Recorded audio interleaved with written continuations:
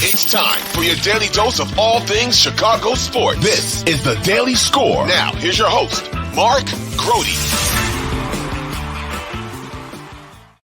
Oh, hello. Welcome into the program. I'm Mark Grote. This is absolutely the Daily Score. Thank you so much for tuning in. I always appreciate it. And I'm looking at the Bears' upcoming schedule here, and they've got their preseason game against the Bills on Saturday.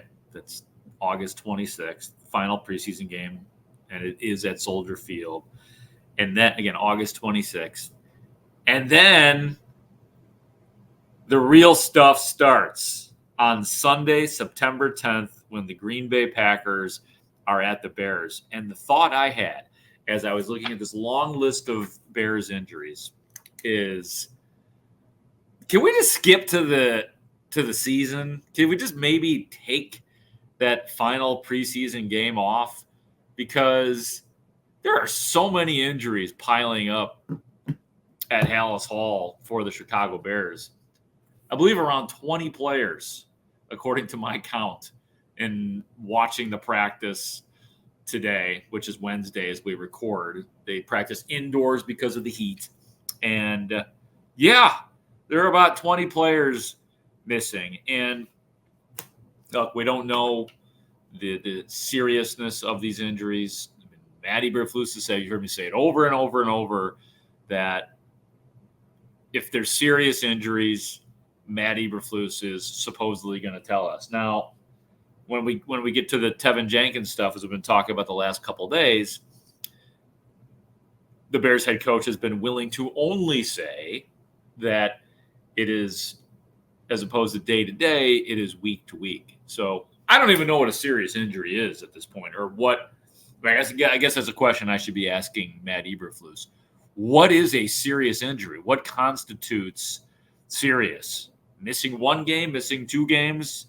Is that still day-to-day in Matt Eberflus's world, or week-to-week? I mean, the definitions are becoming difficult for us to translate, I think, at this point. So still a lot of trouble on the Bears' offensive line.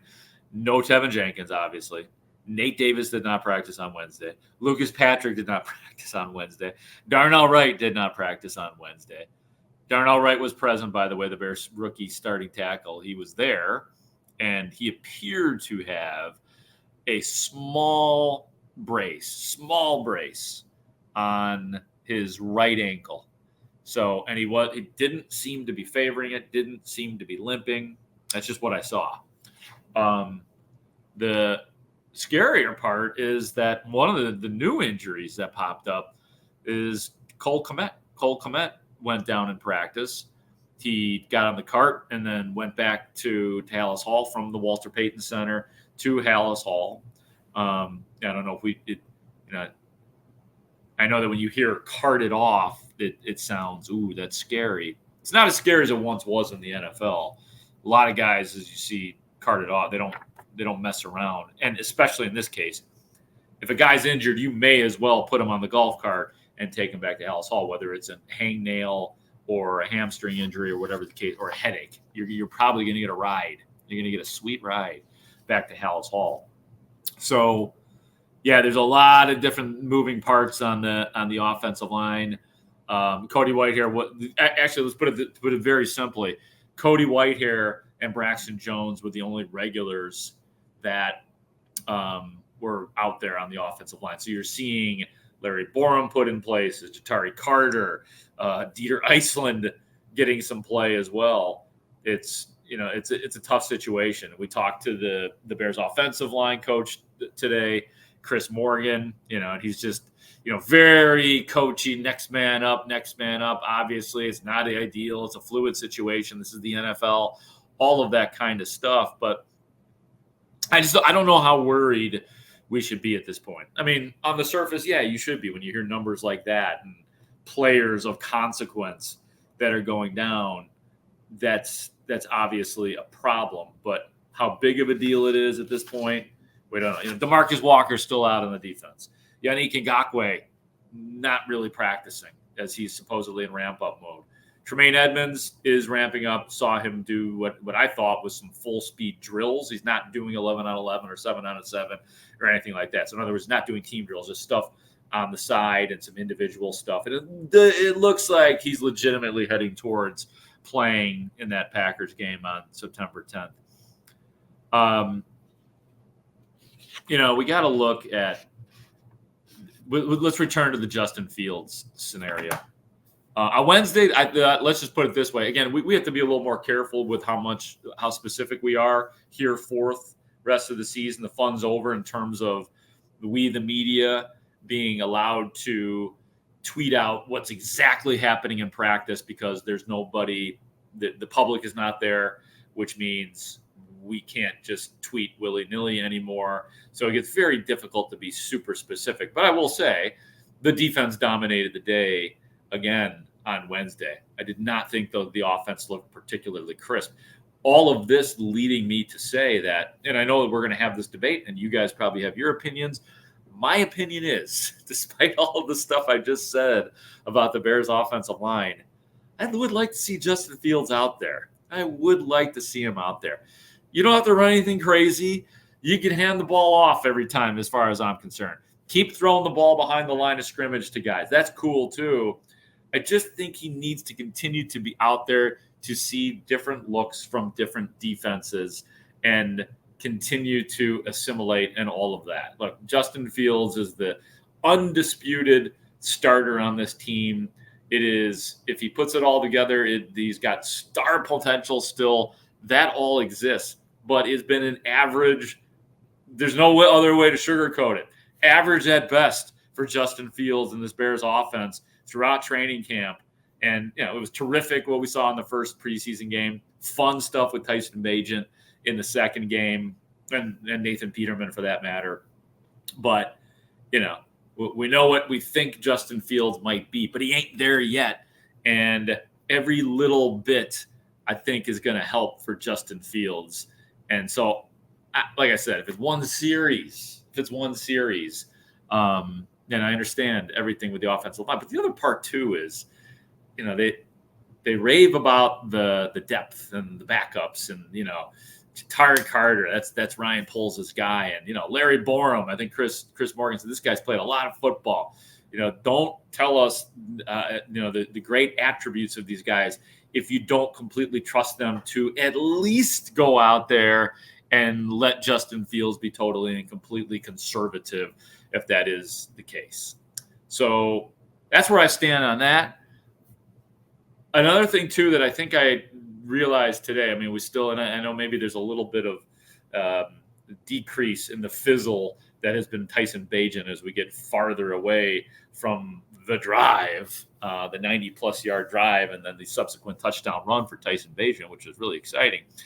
But again, all indications are at camp that P.J. Walker will be the the primary backup quarterback. And, Luke Getsy didn't say that, but, he mentioned experience quite a bit in terms of attributes he likes and how he evaluates the backup quarterback. He didn't dismiss, wholly the idea that, you just look at productivity pound for pound. And if you're doing that, Tyson Bagent has been more productive than P.J. Walker.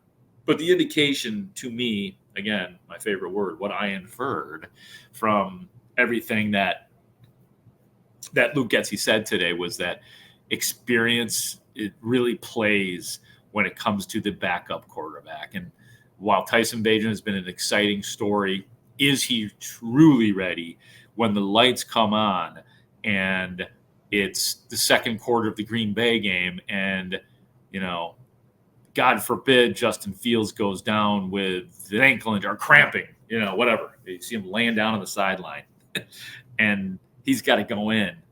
Is he really ready? Is he really ready when guys are going to come at him and there is no stop sign? No stop sign. I'm skeptical about that. So while P.J. Walker has not impressed anybody, I am most comfortable with him as the backup quarterback for right now.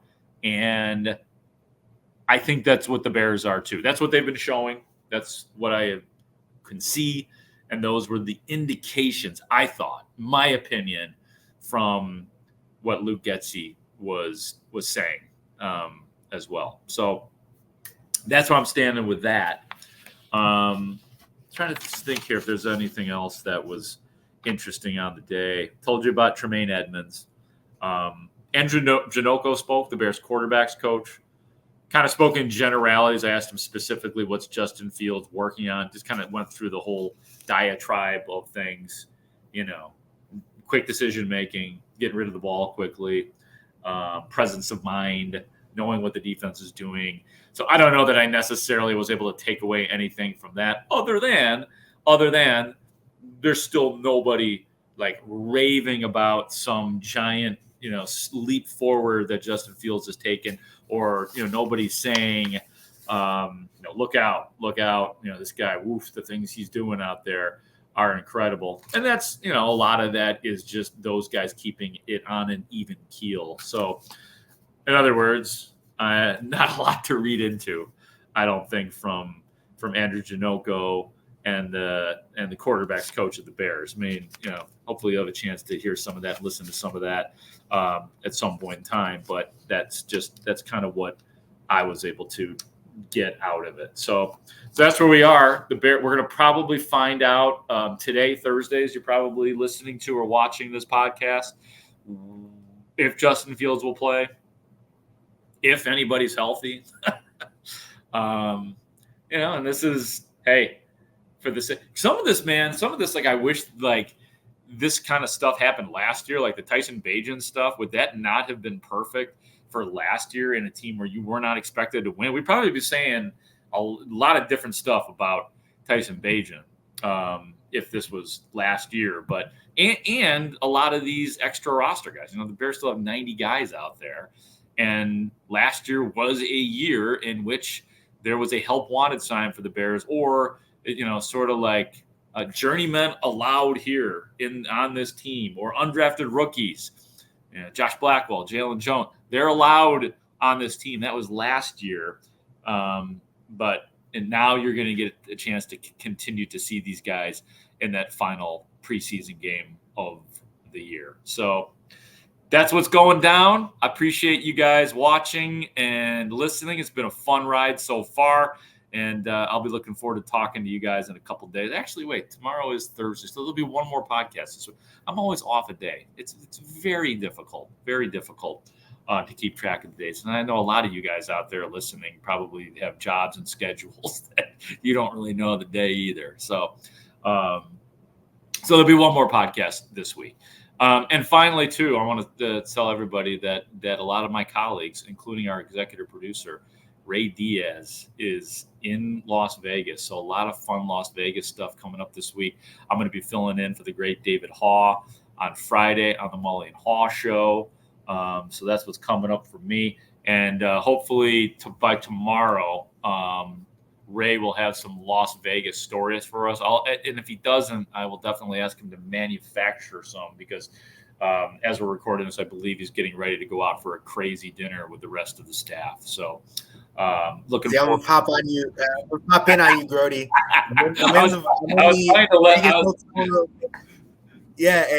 I will have something for you. There will be no need for manufacturing anything, hopefully. We're doing a show tomorrow, Bernstein, Holmes, and Rahimi in the Galaxy Ballroom here at Circa Resort and Casino. And if there's nothing, if not any stories from that, there's an entire day of hopefully shenanigans that I can. I love it. Oh, we'll get a Bears report, and we'll get a score in Las Vegas shenanigans report. Oh man, I can't wait. I've seen like Shane and Parkins are doing, putting up their Instagram videos, and I haven't seen anything from Layla yet. And as we just said, as we're recording this, Ray has basically just arrived, and it's already chaos because it's Las Vegas. But that's going to do it for Ray Diaz in Las Vegas. I am Mark Grote in Chicago. Thank you for listening, and we'll talk to you soon on the Daily Score.